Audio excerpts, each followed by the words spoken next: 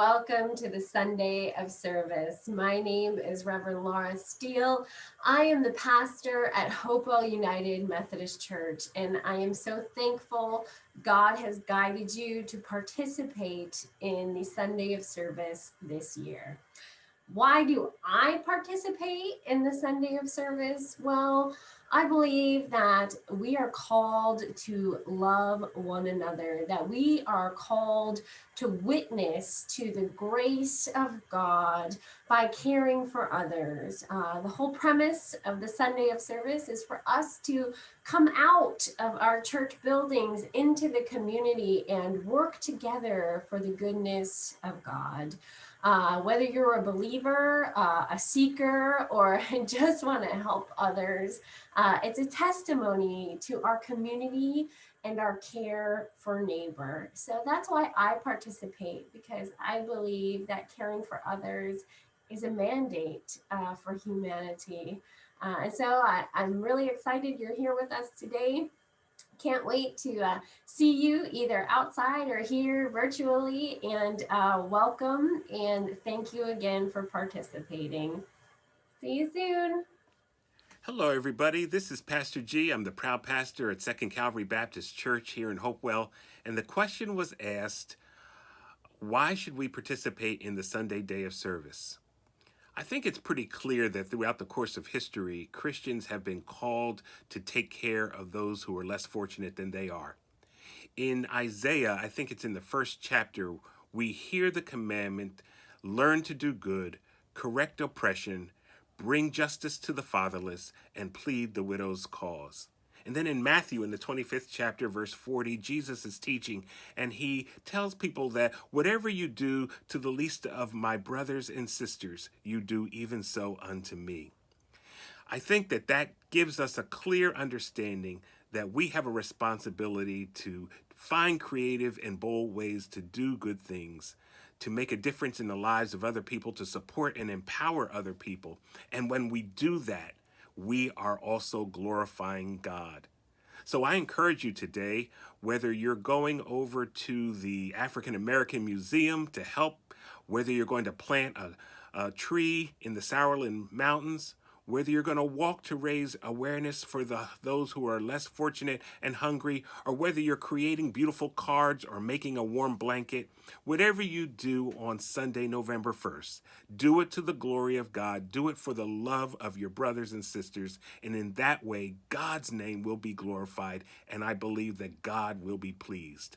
I look forward to listening and hearing all of the exciting things that you are doing, and hope to see a few of you out there on the walk. Take good care. God bless you. Love you. And see you then.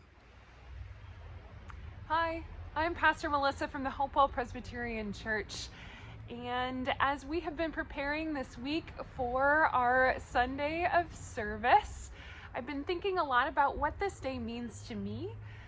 And as I've been doing so, I've been thinking a little bit about the name of our town, Hopewell. Sunday of service is a day that gives me a lot of hope. Gives me hope because it's a day on which the things that make us different don't actually divide us. Instead, we are unified in our shared love and care for this community that we find ourselves in.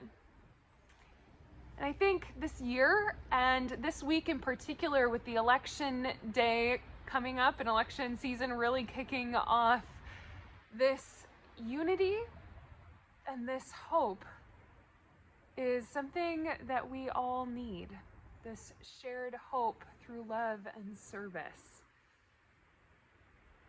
So I hope after today, after sharing in love and service with one another, that you will be able to hope well in this week to come. I look forward to serving with you. See you soon. Hey, good morning. Happy All Saints Day. This is Dennis O'Neill, pastor of Calvary Baptist Church in Hopewell. I've been asked to answer the question, why participate in the Sunday of service to help other people? And I've been asked to do it in a brief time, so I'm going to set a timer. And let me begin by telling you about my high school teacher, Mr. Maxwell. We all loved him, students and alumni alike, because he cared deeply for us. Even kids who got in a lot of trouble all the time.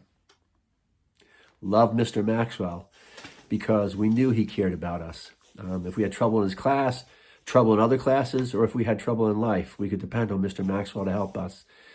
If he knew families were having a rough time, he'd bring food to them. One time when one of my friends' fathers got hurt at work, Mr. Maxwell showed up to the house to help them do yard work on weekends. He even visited me in the hospital when I separated my shoulder after a football game.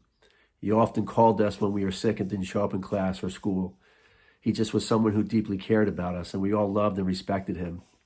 Once after a football practice, a teammate yelled at us to come help push a pickup truck off the road that had broken down, and we were tired and said, "Why should we do that?" And he said, "Because Mr. Maxwell told us to."